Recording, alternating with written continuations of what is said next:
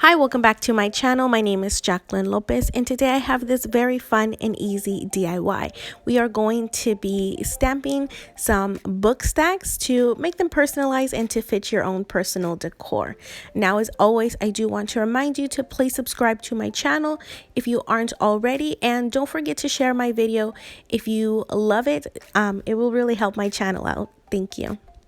Now, let's just get started with the supplies. Now, we are going to be using some books. All of these books are either thrifted or from the dollar store, some stamps, and a ink pad, any ribbon or twine of your choice. I do have different ink pads and different stamps. It's all, again, up to your personal preference. Now, we're going to start by choosing some books that we will not be reading, sorry to this book, and also that they are wide enough to fit the stamps that we will be using to stamp them. Now we are going to rip off just the cover, and then we are going to see what we want to be our main page.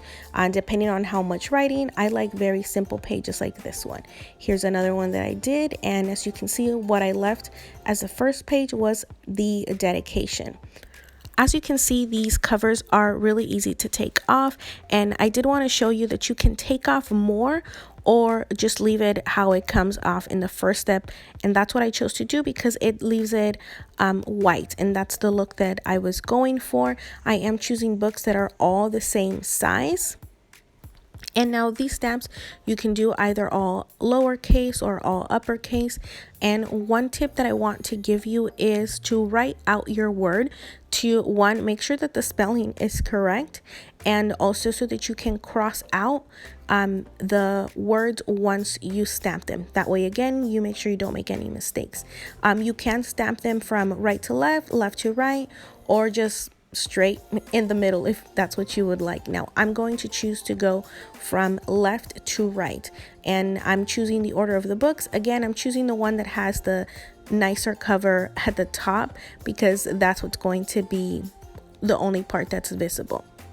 Okay, now on to stamping. I do try to write out the word first just so that it's easier for me. Everything's there, and lightly coat your stamp so that you try and only get the letter, not the corners, just so that it makes for a cleaner stamp. If you do want to get the edges, you can most definitely do that. So again, just to make sure that you are spelling everything correctly, not making any mistakes, especially because we're going in the opposite direction of writing from the end of the word to the first letter of the word. That's why it's easier to have just this kind of cheat sheet to cross out. As you can see, all of my individual letters look a little bit different. This is 100% up to you, how dark you want them to look and also how straight you want them to be. I kind of like the kind of straight but different levels of black, just so that it looks a little bit more weathered, more farmhouse look, because that's kind of what I have in my home. But that is 100% up to you. I don't, however, recommend going over the same letter twice.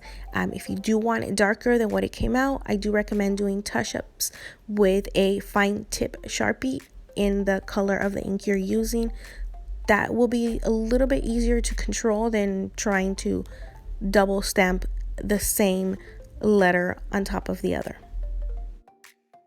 Now, as I continue stamping, I do want to make some suggestions on what books to use for this specific DIY, because I myself love to read and I feel bad defacing these books. So my suggestion is make sure that you buy thrifted books, because those have already been read, those have already been loved, and buy a book that you won't read or just don't care about the paper cover. Another great tip of books to use are dictionaries. Those tend to be very thick, so it'll be enough space for you to stamp.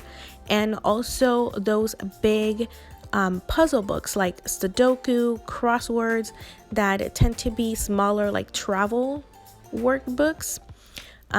Those are great to use just so that you don't feel bad about tearing up a book. Also, make sure that you clean your stamps. That way you don't have any residue for your next projects. And we are going to be tying this book stack together so that it doesn't fall apart using some ribbon or twine.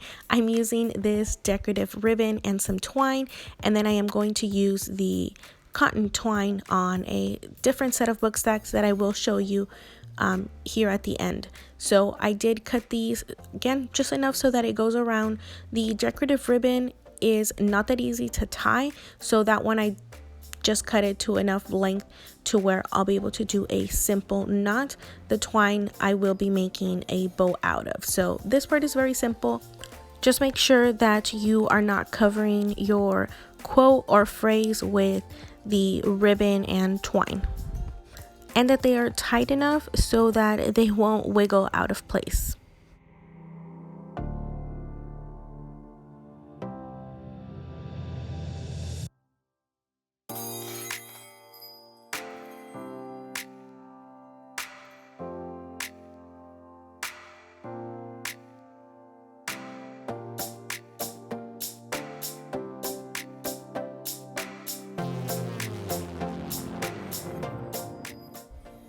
I wrapped around the jute twine twice just to give it a little bit more dimension, and I am going to do a double knot with it just again to make sure that everything is nice and secure. And then I'm going to adjust my ribbons, again making sure that my phrase or quote isn't being covered and just making it look pretty. And I'm going to use the decorative ribbon as the tail of my bow. Okay, so I'm going to adjust the bow to make sure that it fits the books nicely, and then I'm going to trim off any excess, and I'm going to make the decorative ribbon ends be the exact same size of the book. And here is the completed bow with my completed stamping.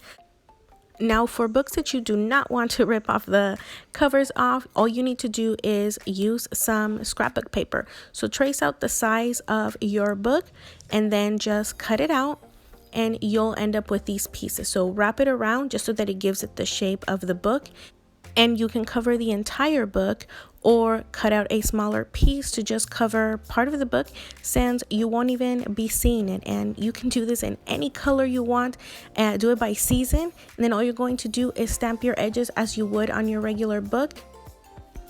And that's it. Wasn't this the easiest DIY with so much payoff? I love these books, and they are 100% customizable to whatever quote phrase you like. You can paint the edges of the book. Again, if you're using scrapbooking paper, you can do it by season or any color that you'd like. So thank you so much again for watching. I really hope that you enjoyed this DIY as much as I did. I am obsessed with them. I'm gonna go make a couple more. So thank you again. Don't forget to subscribe and have a very good rest of your day. Bye bye.